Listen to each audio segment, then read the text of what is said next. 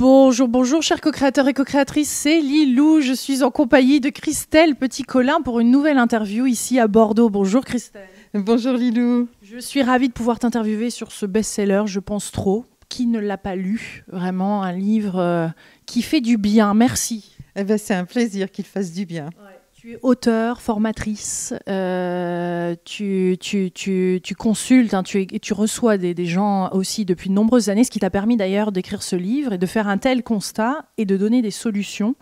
Alors tout d'abord, je suppose que c'est important quand même de parler de cette intelligence, parce que tu dis que le sous-titre du livre, c'est « Comment canaliser ce mental envahissant ». Tu parles de surefficience mentale, tu parles de certaines personnes qui sont malheureuses par leur intelligence, leur mental qui tourne de trop et trop vite. C'est ça? Alors, oui et non. C'est-à-dire que oui, les gens se plaignent de trop penser, d'avoir trop de questions dans la tête, trop de doutes, et que ça tourne en rond et qu'ils ruminent, etc. Mais d'un autre côté, j'essaye au maximum d'éviter le mot d'intelligence parce que ça les fait fuir. Donc je parle de mental, je parle de surefficience mentale, je parle de cerveau pétillant, arborescent, tout ce qu'on veut, mais j'ai vraiment tenu à me démarquer de tout ce qui est intelligence, surdouance, parce que les gens qui pensent trop ne se reconnaissent pas comme étant surintelligents. Pourquoi le mot intelligence ne résonne pas avec eux? Parce que paradoxalement, plus on est intelligent, moins on sait qu'on l'est. Et donc ces gens-là se disent non, je ne suis pas intelligent, j'ai des absences, je fais des bêtises, je suis étourdi, donc non, je ne suis pas intelligent, il y a des choses, je ne m'en rappelle pas. Alors, ils ne se rendent pas compte que par ailleurs, ils retiennent très bien d'autres choses. Ils se rappellent des fois où ils ont eu des trous de mémoire, ils disent non, je ne suis pas intelligent. En plus, souvent, ils ont raté l'école, ça s'est mal passé à l'école, ils n'ont pas été brillants comme ils auraient voulu l'être. Donc, beaucoup d'entre eux disent non, je me suis reconnu dans tout votre livre, mais non, je ne suis pas intelligent. Alors je leur fiche la paix, fiche la paix avec l'intelligence. Il y a différentes sortes d'intelligence. Ici, on parle d'une intelligence, on va dire, je vais réutiliser ce terme, mais plutôt du cerveau droit. Voilà, c'est ça. Et moi, j'évite vraiment de plus en plus. Je parle encore un peu d'intelligence dans Je pense trop, mais depuis qu'il est sorti, j'évite vraiment d'en parler. Je parle de pensée complexe, arborescente. Je parle d'hyperesthésie, d'hypersensibilité, de plein de choses. Mais c'est vrai, comment définir l'intelligence après tout? Qu'est-ce que c'est être intelligent? Est-ce que c'est être futé? Est-ce que c'est être malin? Est-ce que c'est être sournois? Est-ce que c'est être capable de mentir? Est-ce que c'est être bienveillant? Qu'est-ce que c'est l'intelligence? On ne sait plus aujourd'hui. Souvent d'ailleurs dans notre monde, on croit qu'être rapide, c'est être intelligent, alors que des fois, l'intelligence demande de se poser et de réfléchir justement. Ouais. Est-ce que tu pourrais nous faire un portrait un peu classique de cette personne justement qui peut se retrouver dans ton livre? Donc tu parles d'hypersensibilité, d'une personne qui ne se sent pas comprise. Alors, quelqu'un qui pense trop, c'est quelqu'un, d'abord, et qui souvent a ce discours-là, on me dit que je pense trop, que je me pose trop de questions, que je suis trop sensible, trop susceptible, que je complique tout, que je chipote sur certains mots, et puis moi, j'en ai marre de ce monde parce que je ne comprends pas la méchanceté, etc.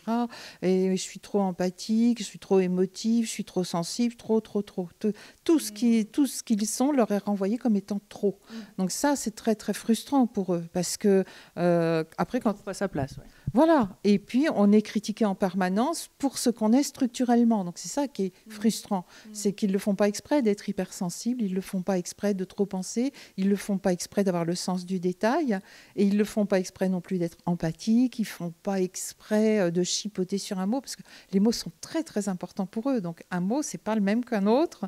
Alors donc ils m'ont attrapé avec surefficience. Hein. J'avais évité soigneusement surdouance pour pas les braquer. Et ben ils m'ont rattrapé avec surefficience, que c'était pas le bon mot, parce que dans surefficience il y a sur. Mais on parle aussi de zèbre, alors de surdoué, mais comme tu dis dans le livre, on pourrait attribuer d'autres animaux à ce moment-là à ce type de personnage.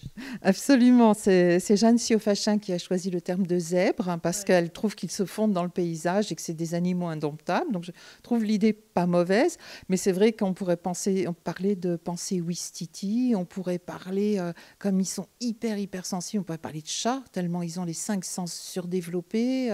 Le chien pour la fidélité, parce qu'il y a quelque chose quand même, et c'est ça qui est intéressant que tu relèves, c'est que dans le coup, ces personnes-là sont plus facilement manipulables aussi.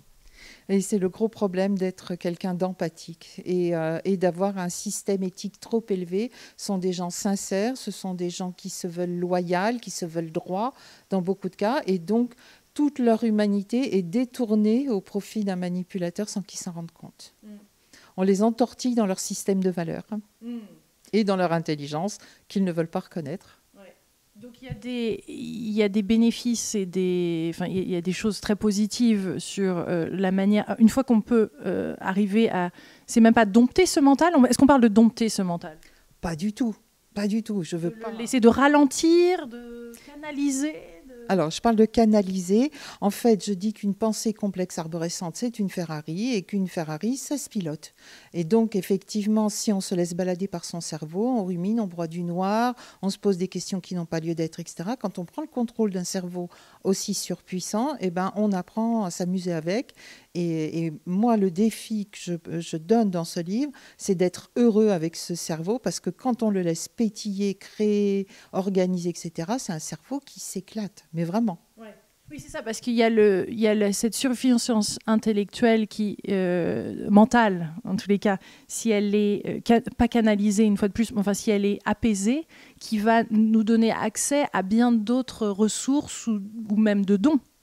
Alors que si on est en manque, en baisse, en insuffisance d'estime de soi, au contraire, ça va créer plein de choses assez inconfortables, très inconfortables. Alors, c'est exactement ça, et c'est plus que ça encore, parce que paradoxalement, pour apaiser ce mental, il faut le nourrir. Ouais. Les ennemis de ce mental, c'est entre autres l'ennui. La pensée complexe a besoin de complexité. Donc, si je donne toute la complexité dont elle a besoin à ma pensée complexe, elle va fonctionner de manière fluide. Si je la prive de sa complexité, elle barbote, elle s'ennuie, elle rumine, elle broie du noir, elle tourne en rond. Et on est dans un monde actuellement qui ne stimule pas suffisamment les pensées complexes, que ce soit à l'école, où les enfants s'ennuient, ils le disent, ou dans les entreprises où malheureusement on est de plus en plus en train de formater des postes où on demande aux employés d'être des exécutants et en aucun cas d'être des gens créatifs qui organisent, etc. On organise pour eux et on leur demande d'appliquer. Donc c'est vrai que c'est des cerveaux qui s'ennuient, qui traversent la vie en s'ennuyant et en déprimant, mais que dès qu'on leur donne à manger et qu'on leur donne des défis, un cerveau qui fonctionne au défi, dès qu'on donne un défi à ce cerveau, il est fou de joie. Donc le burn-out pour toi est en partie dû à ça? Alors, je ne suis pas médecin, donc normalement, je n'ai pas trop à me prononcer sur ce qu'est un burn-out au niveau physique. Par contre, au niveau mental, ce que je peux en dire, c'est qu'un burn-out, c'est juste une perte de sens. Les surefficients mentaux sont des gens bourrés d'énergie. Et plus ça pulse et plus ils font de choses, et mieux ils se portent. Et ils doivent vivre avec un très léger surmenage. Alors, le problème, c'est d'arriver à définir le très léger surmenage. Des fois, ils se surmènent un peu trop, des fois, juste ce qu'il faut. Mais moi, les gens que j'ai suivis pour des burn-out, donc pas au niveau physique, hein, là, après, c'est un médecin qui pourrait dire les prises de sang, tout ça, les manques, mais au niveau mental, c'est une perte de sens. Et quand il y a une perte de sens, c'est comme si toute la structure complexe s'effondrait. Et après, on la reconstruit autrement. C'est un burn-out, souvent, c'est le début d'autre chose parce que les surefficients mentaux sont des phénix. Ils renaissent de leurs cendres. Ouais. Donc, ils ont besoin de projets créatifs. Hein. Ça les nourrit. De sport, tu dis même? Alors, ils ont plusieurs besoins. Premier besoin, on en a parlé, nourrir ce cerveau, d'apprentissage et de choses comme ça. Besoin de sport parce que oui, c'est des gens qui débordent d'énergie. Donc, ils ont aussi un très mauvais sommeil à cause de ça. Donc, le sport les aide à dormir. Besoin de créer. C'est un cerveau qui est fait pour créer, donc il faut lui donner de la créativité. Ils ont besoin d'art, juste d'art, du beau, du bon, des concerts, de la musique, des chants d'oiseaux. Tout ce qui peut ravir les 5 sens, c'est nécessaire à leur cerveau. Et se relaxer. Mais justement, c'est le problème. Alors, je dirais c'est 50-50. Ouais. Parce qu'effectivement, on propose beaucoup aux surefficients, aux surdoués, etc., de faire de la méditation. Il y a 50% pour qui ça marche bien, et puis 50% qui disent « moi, une méditation, ça me rend fou, je m'ennuie encore plus ». Donc, dans ce cas-là, il vaut mieux qu'ils fassent du sport ou qu'ils fassent un projet créatif, plutôt que d'essayer de méditer si ça doit les faire tourner en rond dans leur tête. Et pourtant, tu dis quand même, et t'en alloues une petite partie dans ton livre, que la plupart des surefficients mentaux ont justement une capacité au paranormal, au mysticisme, ouvert sur cette spiritualité, parce qu'ils voient le monde d'un point de vue global. Alors, effectivement, tout ça, ça part d'une particularité qui est purement neurologique et qui s'appelle l'hyperesthésie. L'hyperesthésie, c'est le fait d'avoir les 5 sens plus développés, plus en alerte, plus fins que la moyenne des gens. Les gens qui pensent trop voient tout, entendent tout, ressentent tout, avec une acuité hors norme. Donc ce sont déjà, au sens littéral, des extras lucides, donc plus lucides que la moyenne. Ensuite, ils ont une pensée qui est extrêmement globale. Donc, ils arrivent à capter plein de choses qui sortent de ce qu'ils sont. Donc, ils ont effectivement souvent des expériences paranormales et ils m'en ont parlé en séance. Donc, c'est vrai que ça les rassure aussi de se dire non, non, je ne suis pas fou, mais c'est vrai que je suis un peu télépathe. C'est vrai que je capte des choses, je ne sais pas d'où elles me viennent, mais maintenant que vous me le dites, effectivement, j'ai des ressentis très puissants et des choses comme ça. Et ils me disent aussi merci d'avoir parlé de paranormal dans ce livre, parce que souvent, les livres qui parlent de surdouance le mettent un petit peu de côté, tous ces phénomènes paranormaux. Quand on pourrait penser que le nombre est grandissant de personnes comme ça, qui pensent trop. On a l'impression qu'il y a de plus en plus. Or, tu as annoncé 30%, et maintenant, dans ce livre-là, 30% de la population était certainement surdouée, on va dire. Et non, était en... Non, les surdoués sont ceux qui ont passé les tests de QI, et les tests de QI sont étalonnés pour concerner 2% de la population. Vous savez que la belle courbe de Gauss en forme de chapeau melon, c'est 2% de la population les surdoués. Malheureusement, les gens qui pensent trop souvent ratent les tests de QI. Donc non, le test de surdoué, moi je l'oublie. Par contre, chez les surdéficients, oui, je me suis un peu trompée parce que je me suis basée sur des chiffres que j'avais lus dans différentes études sur les gens qui ont le cerveau droit dominant sur le cerveau gauche, et ils allaient jusqu'à 30% de la population. Et avec la pratique, je suis revenue sur des chiffres inférieurs. Je pense que c'est 12-15% de la population qui sont concernés par mon livre « Je pense trop ». On est d'accord qu'il n'y a pas de test exact pour ça. Il y en a plusieurs qui se sont développés, mais tu n'en as pas trouvé qui pouvaient parfaitement identifier que la personne l'était. Non, ça, c'est pas ma partie, malheureusement. Et au niveau purement scientifique, on est sur les tests de QI. Alors, il y a une petite évolution. Il y a Fanny Nussbaum à Lyon qui a commencé à comprendre qu'il y avait des surdoués laminaires et des surdoués complexes, et que les surdoués complexes rataient les tests de QI. Donc, peut-être on est en train d'envisager d'avoir des tests qui permettent de cerner la pensée complexe, mais on n'en est pas encore là. Pas facile en séance d'avoir ce genre de personnes parce qu'il y a une hypersensibilité. Tu t'es toi-même aperçu au fil du temps que tu ne l'abordais pas au début d'une manière assez enveloppante. Hein. Tu as changé tes techniques au fur et à mesure parce que c'est pas facile de communiquer avec des personnes qui ont cette hypersensibilité. Alors non, c'est presque le contraire en fait, parce que maintenant les gens viennent me voir parce qu'ils ont lu le livre. Oui. Donc, comme ils ont lu le livre, maintenant, je peux y aller. Ouais, mais c'est effectivement avec quelqu'un qui n'a pas lu le livre, lui parler de pensée complexe, de cerveau droit, d'hyperesthésie, et du fait que non, ils ne sont pas fous, parce que c'est ça quand même la base de leur inquiétude. Quand ils voient que leur cervelle envoie des pensées dans tous les sens, et qu'on leur dit « mais pourquoi tu passes du coq à l'âne ?» alors que pour eux, il y a une cohérence, ils se disent « est-ce que je suis fou ?» Donc, au moins, avec le livre, ils sont sûrs de ne pas être fous. Ouais. L'alimentation peut également aider. Tu parles de griffona, si je me rappelle bien le terme, quelque chose à prendre pour qui aiderait à apaiser là aussi. Alors la griffonia, c'est une plante qui peut remplacer les antidépresseurs.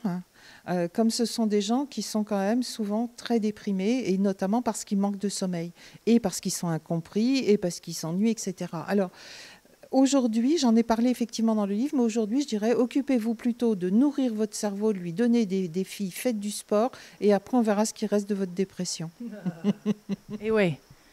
Ouais, mais c'est complexe de démarrer, parce que, bon, déjà de le lire, on se rend compte, on peut s'identifier avec, et ça soulage. Et ce que tu dis aussi, c'est qu'il y a une autre phase où après, on est en train de un peu revisiter toute sa vie. On est assez inconfortable sur peut-être son passé, ce qu'on a traversé, nos réactions. Et puis après, il y a construire le futur différemment. Alors, moi, je le raconte comme ça. Je dis que les gens qui pensent trop, jusqu'à ce qu'ils lisent mon livre, ne pouvaient avoir une vision d'eux-mêmes qu'à travers des petits miroirs de poche grossissants et déformants. Tu es trop sensible, tu es trop susceptible, tu te poses trop de questions, trop. Et ils avaient une vision, je dirais, complètement déstructurée et presque kaléidoscopique d'eux-mêmes. Et que Je pense trop est une glace en pied qui leur dit, voilà, tu es juste comme ça. Ce que tu es a sa cohérence. Oui, effectivement, tu as une façon de penser qui est différente, donc tu peux circuler d'une idée à l'autre différemment. Et c'est première réaction de mes lecteurs, apaisé, je suis pas fou. Ce que je suis, c'est cohérent finalement. Mais jusqu'à votre livre, personne ne me l'avait renvoyé comme ça. Tu as écrit, après celui-ci, d'autres livres pour pas déjouer les manipulateurs, mais comment tu les as appelés oui, moi je les appelle des manipulateurs, absolument. Oui, c'est ça. Donc même la position... Enfin, ce qui m'intéresse, c'est de discuter avec toi de cette relation enfant-parent aussi, parce que tu en parles de... pour les personnes qui ont été manipulées, comment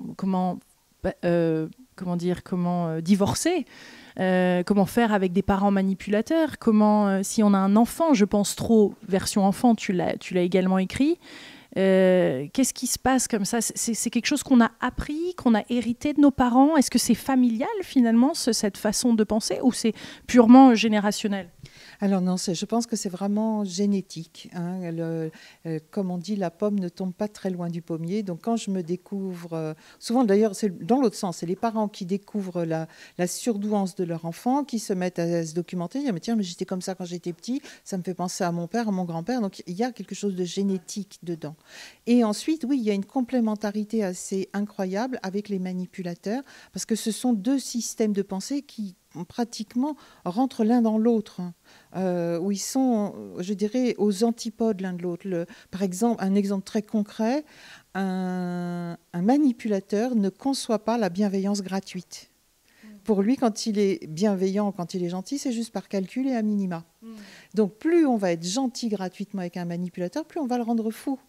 Puisqu'il se dit, si il est gentil, c'est qu'il essaye de m'endormir, il ne voit pas le piège. Et donc, au bout d'un moment, il devient dingue si on est trop gentil avec lui. Et inversement, un surefficient ne comprend pas la malveillance gratuite, puisque c'est tellement bête. Or, la malveillance gratuite, c'est l'occupation préférée des manipulateurs, comme de tirer la queue du chat. Embêter les gens, ils adorent ça. Et donc, l'un et l'autre n'ont pas la bonne grille de compréhension réciproque, qui fait qu'ils sont incroyablement complémentaires et presque, on dirait, qu'ils s'aimantent l'un l'autre. Pour un manipulateur, c'est un bonheur de tarabuster un vrai gentil qui, en plus, est serviable, bienveillant, qui va lui trouver toutes les excuses de la terre. C'est que du bonheur. Et inversement, le surefficient se sent utile et croit... Alors là, je voudrais vraiment lancer un message à nos auditeurs. Un surefficient croit qu'un manipulateur, c'est un défi pour son cerveau. Parce qu'il s'imagine que les manipulateurs sont des gens complexes. Et je voudrais donc prévenir, non, les manipulateurs ne sont pas complexes, ce sont des tricheurs. Ce n'est pas la même chose. Ils ne sont pas complexes du tout quand on a compris comment ils fonctionnent, mais ils trichent, ils mentent, ils se contredisent. Et pendant longtemps, le surefficient dit « Waouh, quelle complexité ! Enfin, pour mon pauvre cerveau qui s'ennuyait !» Et non, c'est un faux défi. Un manipulateur est un faux défi pour votre cerveau. C'est vraiment important que vous le sachiez. Eh bien, il y a de quoi dire d'ailleurs, il y a de quoi écrire, parce qu'au fur et à mesure des années, tu en as écrit de nombreux livres à ce sujet. Au niveau de l'amour, donc il y a le surefficient va vouloir vivre ce grand amour, va se donner, va pleinement vouloir partager cet amour, c'est ça? C'est un peu le... Alors, le terme de bisounours circule beaucoup à propos des surefficients, hein, que c'est des gens trop bienveillants, trop gentils, qui ne voient pas le mal, etc. Et c'est vrai que moi, j'ai un peu envie de tirer une sonnette d'alarme. Les gens doivent mériter votre gentillesse. Il faut faire attention à pas être... C'est vrai que c'est une valeur, la gentillesse, la bienveillance, l'humanité, tout ça, mais il faut faire attention aussi. Je dis souvent à ma clientèle, ne signez pas de chèque en blanc relationnel. Il faut qu'il y ait une réciprocité dans une relation. Vous donnez trop facilement, vous êtes des boules d'amour, vous êtes des fontaines inépuisables. D'ailleurs, paradoxalement, les surefficients ont plus besoin de donner de l'amour qu'en recevoir. Donc, ils arrosent tout le monde d'amour, c'est trop, c'est trop, c'est trop, et il faut qu'ils apprennent à doser tout ça. Mais on est d'accord que les surefficients ne sont pas que bisounours non plus, et pas que positifs, puisqu'avec cette hypersensibilité vient également un bagage qui peut créer des réactions à des détails et des mots et des situations qui touchent à leurs valeurs ou d'autres choses qui vont justement les faire ressortir de leur gond. Oui, oui, tout à fait. On peut retrouver vraiment le misanthrope dans certains comportements, avec leur exigence d'excellence, de vérité, d'engagement, etc., où ils ont des standards très, très élevés, une forme de perfectionnisme aussi. Donc, c'est vrai qu'il y a un moment, il faut un peu baisser tout, quoi. C'est vrai qu'ils sont un peu trop dans tous les domaines. Il faut arriver à réguler un peu tout ça. Et en même temps, accepter aussi que oui, quand on est très émotif, eh ben, on est très émotif. Et j'en arrive même quelquefois en conférence à dire, mais est-ce que c'est vous qui êtes trop sensible ou est-ce que c'est les autres qui ne le sont pas assez? Ouais. Qu'est-ce qui est le plus légitime? Avoir les larmes aux yeux devant un beau coucher de soleil ou dire, ouais, c'est bon, t'en as vu d'autres des couchers de soleil? Voilà, c'est la question à se poser. Est-ce que vous êtes réellement trop sensible ou est-ce que les autres ne le sont pas assez? Et qu'est-ce qui se passe quand j'ai du mal avec ce terme. Suréfficient. Suréfficient rencontre un autre suréfficient et se retrouve en couple. Alors, imaginez 2 ballons d'hélium. Juste 2 ballons d'hélium. Ils se font monter l'un l'autre, ils se stimulent mutuellement, ils mettent leur bienveillance réciproque. Alors juste attention, ce sont effectivement des hypersensibles, donc ils sont un peu à vif.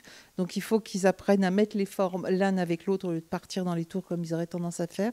Mais dans ce cas-là, oui, ils se stimulent énormément l'un l'autre et c'est un vrai bonheur. Moi, il m'arrive d'animer des stages entiers de suréfficients. Quand j'anime un stage apprivoiser sa suréfficience, je n'ai que des suréfficients.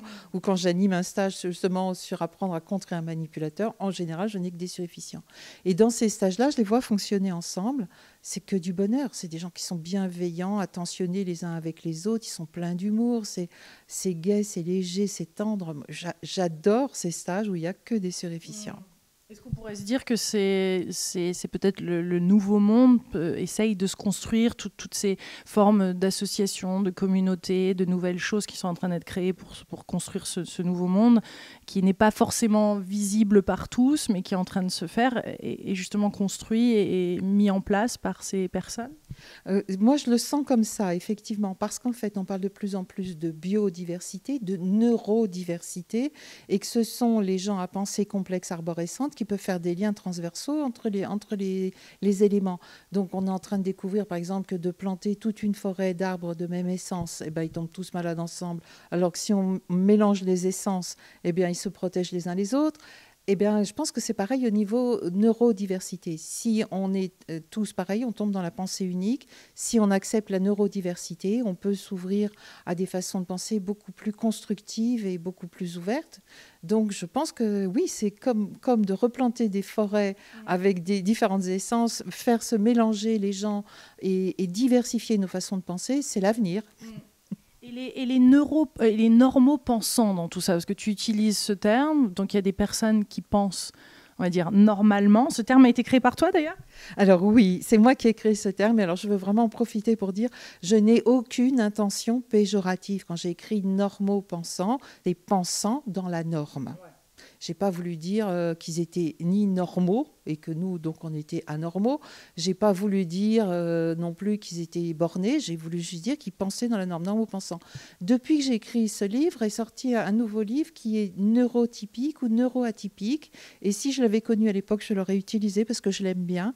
Donc, c'est juste des gens qui sont effectivement avec le système neurologique typique de 85% de la population. Point. Et donc, pour cette catégorie de personnes, la critique est presque nécessaire parce qu'elle nous fait avancer. Donc, quand des personnes en surefficience reçoivent des critiques, pour eux, de la part d'un normopensant, c'est que ça va nous faire du bien. Voilà, c'est-à-dire qu'ils n'ont pas du tout les mêmes stratégies de motivation, d'encouragement, etc. Entre eux, se critiquer, c'est se donner des conseils et se faire du bien. Critiquer un hypersensible qui est déjà en échec dans ses relations, c'est lui planter des couteaux dans le cœur, quoi. Donc, il faut apprendre moi, je pense qu'il faudrait mettre une espèce d'interface, comprendre la bonne volonté du normopensant qui vous critique, hein, tout en ayant conscience que de l'autre côté, on ne peut pas le recevoir comme c'est envoyé. Parce qu'un normopensant, sa critique principale, c'est de vous dire « rentre dans la norme et tout ira bien pour toi ». Sauf que la personne suréfficiente, elle ne peut pas rentrer dans la norme. Donc les critiques, elles sont vaines aussi. Tu as de nombreuses techniques que tu enseignes dans ce livre et dans tes stages, dans les consultations. Pour faire face justement à ça, à cette relation, qu'est-ce que tu pourrais nous conseiller pour un peu pas se protéger, mais faire avec et pouvoir naviguer plus fluidement? Alors, c'est quand même une découverte dans le livre de dire, les gens à la fois se sentent différents et incompris et disent, mais je croyais que tout le monde fonctionnait comme moi.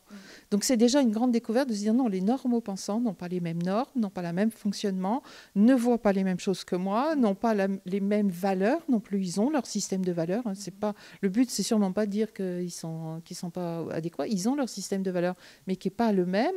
Donc, déjà, avoir conscience de cette différence et l'observer, ça permet de s'y adapter un petit peu mieux. Mais le gros travail des suréfficients, c'est surtout de revendiquer ce qu'ils sont. Quand on leur dit « Oh, mais tu penses trop », de répondre « Oui, c'est vrai, je pense beaucoup. Oh, mais tu te poses trop de questions. Oui, c'est vrai, je me pose beaucoup de questions. Oh, mais tu es trop sensible. Oui, tu as raison, je suis très sensible. » Et de petit à petit, de se réapproprier ce qu'ils sont sans en rougir, parce que de toute façon, c'est neurologique. Donc, ce n'est pas la peine d'essayer d'être quelqu'un d'autre. Autant s'accepter comme on est et le revendiquer, parce que ça, c'est une des grandes forces des normaux pensants. Ils ne nous critiquent que parce qu'on s'excuse d'être qui on est. Si on arrive en disant bah oui je suis comme ça, ils vont dire t'es bizarre mais je t'aime bien quoi. Parce qu'il y a aussi le fait que certaines personnes en lisant le livre vont justement venir vers leur partenaire ou leur famille en disant mais tu vois en fait c'est que j'ai quelque chose de spécial ou de différent et tout le monde aime entendre ça.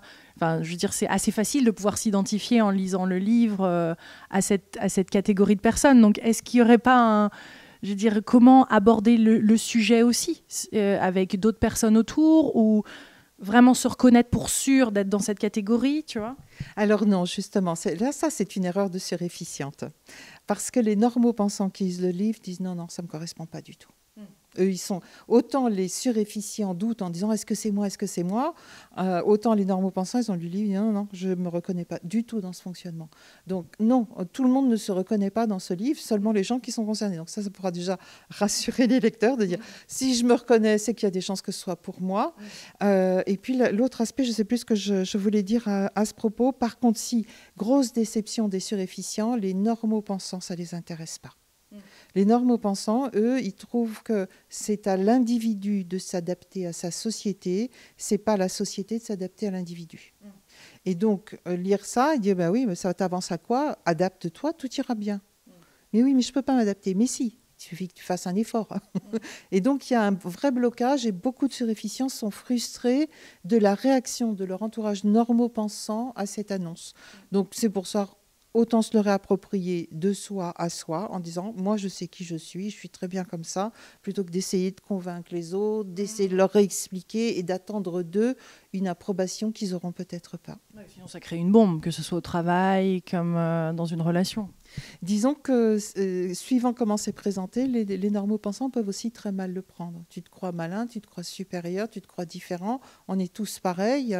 Et donc, autant se le réapproprier pour soi, et en faire bon usage, que d'essayer de convaincre des gens qui, n'ayant pas la même structure mentale, peut-être ne peut pas l'accueillir non plus. Quand j'ai une pensée linéaire, une pensée en toile d'araignée, ça ne me parle pas du tout.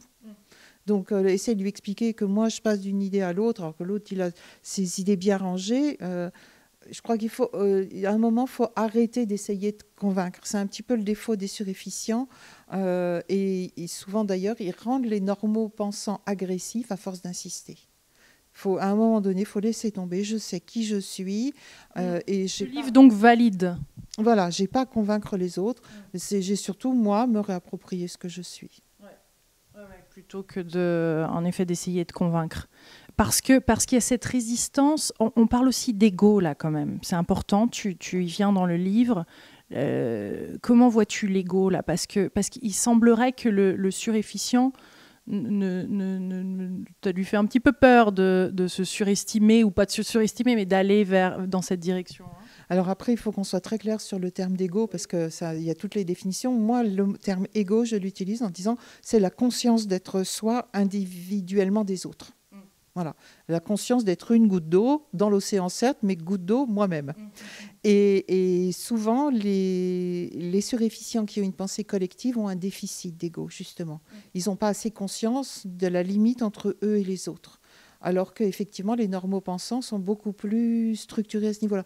On pourrait imaginer la différence entre un parc avec des buissons, et moi je suis un buisson dans un parc, c'est où chez moi, c'est où chez l'autre, on est dans le même parc, et chez les normaux-pensants qui ont cloisonné un petit jardin potager. Donc là, je sais que c'est mon jardin, j'ai mon petit portillon, etc. Et donc, là encore, il n'y a ni bien ni mal. Au moins, quand je sais que c'est mon jardin, je sais de quoi je dois m'occuper. Quand je suis un buisson dans un parc, j'ai envie de m'occuper de tout le parc. Donc, c'est juste, encore une fois, une structure mentale différente. Et donc, quand je suis un buisson dans un parc, j'ai effectivement moins d'ego que si je suis à un petit jardin bien clôturé où c'est chez moi. Parce que l'ego, on peut se surestimer ou se sous-estimer quand même si ta vision de l'ego n'est pas tout à fait pareille. Alors moi, je le vois plus comme les frontières de mon moi. C'est vrai que moi, je ne mets pas de connotation négative. Tu as trop d'ego, etc. Non, je le vois justement. Moi, je voudrais un petit peu aussi dire, ben oui, j'ai un ego, mais heureusement, ça veut dire que je sais qui je suis. Si je n'avais pas d'ego, je ne saurais plus. Effectivement, je ne suis qu'une goutte d'eau, mais je connais mes contours. Et effectivement, alors il y a des gens qui disent, moi je suis une belle goutte d'eau quand même, vous avez vu, une belle goutte d'eau. Puis il y en a d'autres qui disent, mais non, mais moi je suis qu'une toute petite goutte d'eau dans l'océan, c'est l'océan qui est important. Il y a un équilibre à trouver entre les deux, parce que mon humanité, c'est aussi mon unicité. Je suis unique au monde. Je suis une goutte d'eau, mais je suis une goutte d'eau unique. Et ça manque un petit peu aux surificients, cette conscience-là.